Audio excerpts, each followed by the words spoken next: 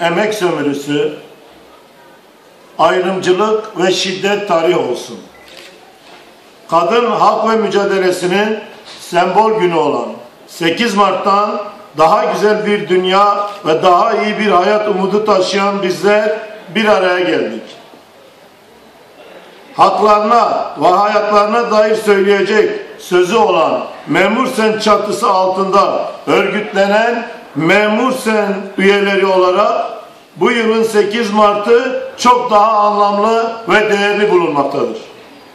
Yaklaşık bir yıl önce kamuda başörtüsü özgürlüğü talebiyle başlattığımız sivil itaatsizlik eylemimiz, örgütlü mücadelemiz sonucunda başarıya ulaştı. Başörtülü veya açık tüm kadınlarımızın büyük bir ilgi ve özveriyle destek verdiği bu eylem onurlu ve kararlı duruş sayesinde 30 yılı aşkın bir süredir devam eden ayrımcı, ötekileştirici ve kadına yönelik şiddet içeren yasağın kaldırılmasıyla sonuçlandı. Başlattığımız eylem ve mücadeleler sonucu bu yıl kadınların özgürleşmesi yolunda tarihi kazanımlar elde ettik.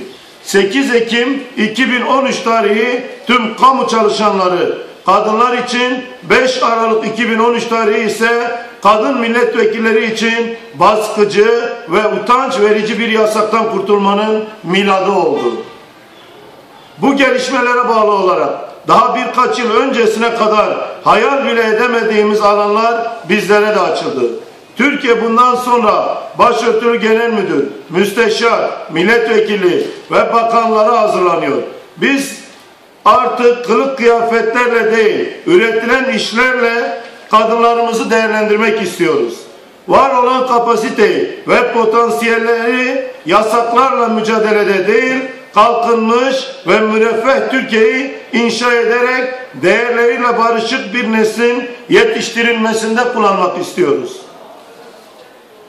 Mısır'da güvenlik güçlerinin müdahalesinde şehit olan İhvan liderinden El-Bilteci'nin kızı Esma'yı nasıl unuturuz?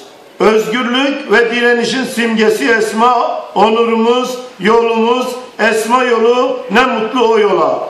Kadınlar Günü'nde gönlümüzde olan kardeşimiz Esma'yı hayırla anıyoruz.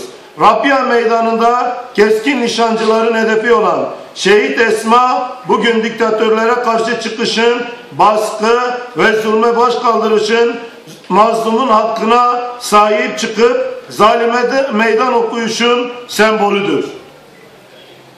Esma ve onun gibi özgürlük mücadelesi, binlerce Esma biliyorlardı ki bedenlerini tankların önüne atmadan, bedel ödemeden direniş zafere dönüşmez. İşte bugün 8 Mart'larda konuşmamız gereken kadının inanmışlık ve adanmışlıkla toplumun vicdanını harekete geçiren öncü ruha sahip olabilme gücüdür. Zayıf, naif, kırılgan olarak tanımlanan kadının inandığında neleri yapabileceğinin göstergesidir. Mısır'da, Suriye'de, Filistin'de yaşananlar. Bu vesileyle Dünya Kadınlar Günü vesilesiyle kadınlarımızın geleceğimizi inşa eden emeğimize duyduğumuz saygı ve şükranlarımızı ifade etmek isteriz. İnanıyoruz ki kadınların inşa eden, birleştiren gücü tüm dünyada eşitlik, adalet ve özgürlüğün temininde öncü rol olacaktır. Bu düşüncelerle tüm kadınlarımızın 8 Mart Dünya Kadınlar Günü'nü kutluyor. Dünyada ve ülkemizde kadın, erkek, tüm insanlar için barış, eşitlik, adalet ve özgürlüklerin gelişmesine katkı sağlamasını diliyoruz.